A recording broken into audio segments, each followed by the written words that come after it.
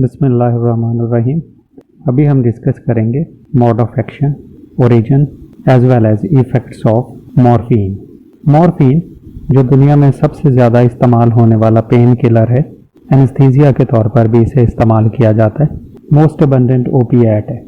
Opiate उन तमाम compounds को, ये दो तरह के कंपाउंड्स जब ओपियम या पॉपी प्लांट जब वो प्रोड्यूस करता है उसके लेटेक्स में से हमने निकाले, एक कहलाते हैं ओपिएट्स और दूसरे कहलाते हैं ओपिएड्स।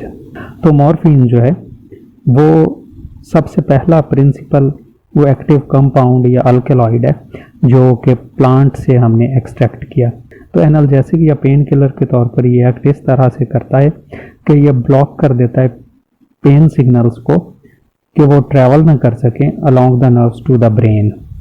1804 में इसे पहली दफ़ा फ्रेडरिक सॉर्ट्यूनर ने एक्सट्रैक्ट किया ओपियम से, और हमारा ख्याल है कि ये फर्स्ट एवर आइसोलेशन जो थी वो नेचुरल प्लांट एल्कलॉइड की थी हिस्ट्री में, और इसका नाम हमने रखा मॉर्फियम।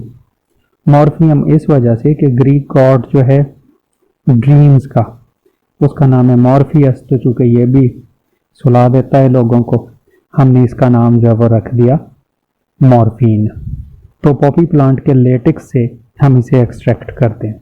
इसका मोड ऑफ एक्शन ये है कि ये ओपिएड रिसेप्टर्स के साथ बाइंड करता है, मॉलिक्यूलर सिग्नलिंग को एक्टिवेट कर देता है। तो इसके रिसेप्टर्स जो हैं, 3 क्लासेस ऑफ ओपिएड रिसेप्टर्स जो हैं वो हमारे ब्रेन में प्रेजेंट हैं। तो 3 क्लासेस जो हैं उनमें एक हैं म्यू रिसेप्टर, एक हैं कैपा रिसेप्टर्स और एक हैं डेल्टा रिसेप्टर्स। तो म्यू रिसेप्टर्स की भी 3 जो हैं वो फर्दर सब क्लासेस हैं हमारे।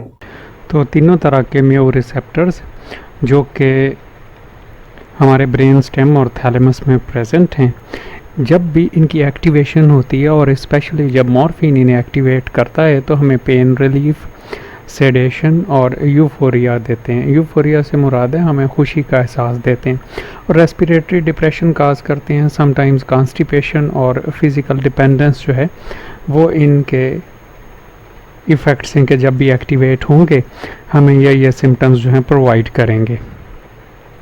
दूसरे कैपा रिसेप्टर्स। ये जो कैपा रिसेप्टर्स हैं ये फोर ब्रेन के पोर्शन लिम्बिक सिस्टम में प्रेजेंट होते हैं, और लिम्बिक सिस्टम के भी उस पोर्शन में जिसका नाम है डाइनसेफेलॉन है, और ब्रेन स्टेम में प्रेजेंट है स्पाइनल कॉर्ड में। तो इनकी एक्टिवेशन जब होती है कैपा रिसेप्टर्स की तो पेन रिलीफ हमें फील होता है, सेडेशन काज करते हैं और लॉस ऑफ ब्रेथ वो करते हैं ये जो है कैपा रिसेप्टर्स जो हैं जब ये एक्टिवेट होते हैं। तो थर्ड वन है डेल्टा रिसेप्टर्स पर जाके जब मॉर्फिन जो है वो इफेक्ट करता है और इन्हें स्टिम्युलेट करता है। तो ये जो डेल्टा रिसेप्टर्स हैं these are widely distributed in brain, spinal cord में और डाइजेस्टिव ट्रैक में भी प्रेजेंट है ये जो डेल्टा रिसेप्टर्स हैं।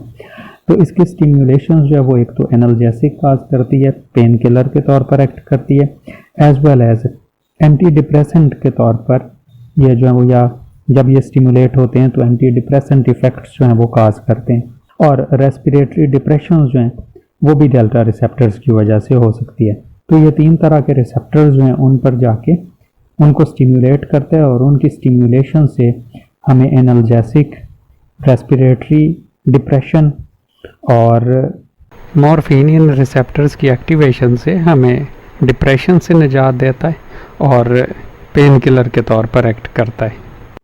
नेक्स्ट वन है मॉर्फिन के साइड इफ़ेक्ट्स। तो मॉर्फिन जो है वो इंट्रावेनसली और पिल्स की सूरत में ली जाती है पेन किलर के तौर पर, तो डिपेंडेंस काज करता है सबसे बड़ा, तो ये इसका इफेक्ट है। दूसरा, इसके 2 तरह के इफेक्ट्स हैं, एक शॉर्ट टर्म इफेक्ट्स और एक लॉन्ग टर्म।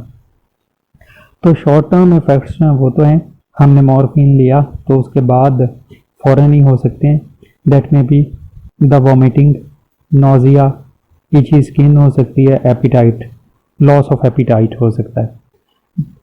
जबकि लॉन्ग टर्म साइड इफ़ेक्ट्स जो हैं वो ज़्यादा सीवियर हैं इसके। एक ये कि लॉस ऑफ इंटरेस्ट हो सकता है फैमिली, फ्रेंड और वर्क में।